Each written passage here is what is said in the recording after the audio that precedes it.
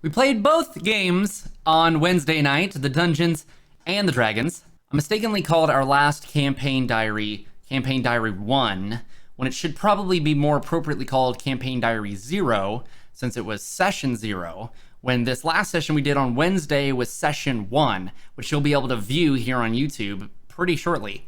When last we left our heroes, they were in the basement of a tavern, where they had holed up during the attack of a dragon and a warband of gnolls, which are like hyena men. When the sun rose, the dragon and the gnolls were gone, but the city was totally destroyed. They couldn't find a single living soul, and the only dead bodies they found were charred.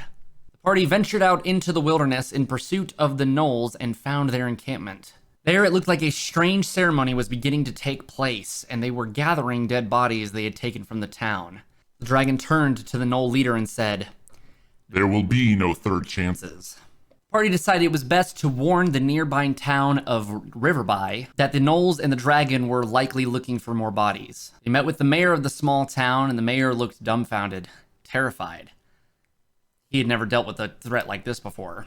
They decided the best action was to evacuate the town and sail south. The party asked the mayor if he knew of anyone that could help them, and the mayor suggested a man named Matthew. Now, they found Matthew drunk at the tavern, and it seemed very clear that he was a jaded, apathetic former adventurer that had no interest in giving help, but did perk up at the sound of coin. They decided their mission was to sail upriver so that they could warn the elves, and then sail downriver from there so that they could warn the capital city. The high elves were rather arrogant and did not pay much heed to the warnings, but once talk of a ceremony involving a dragon started to come about, they started to perk their ears a little bit more. Not that elves' ears need perking, but you get me. They then began the journey south. They had only an 8% chance of a random encounter, and they rolled a 4. So we had a random encounter. Very simple, a merchant ship had been overrun with pirates. Party decided they were going to interrupt and maybe take a portion of the pirates' loot in return.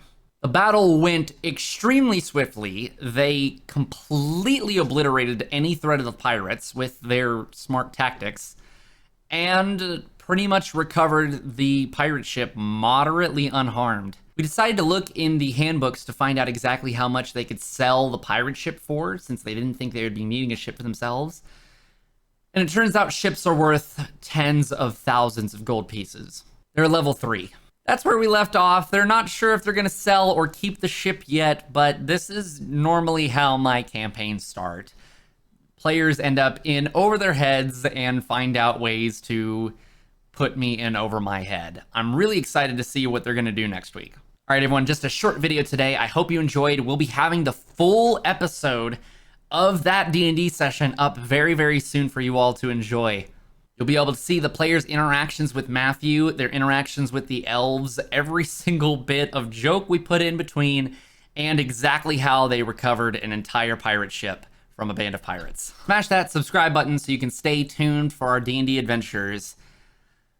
I need to go get a haircut, so I'll catch you next time.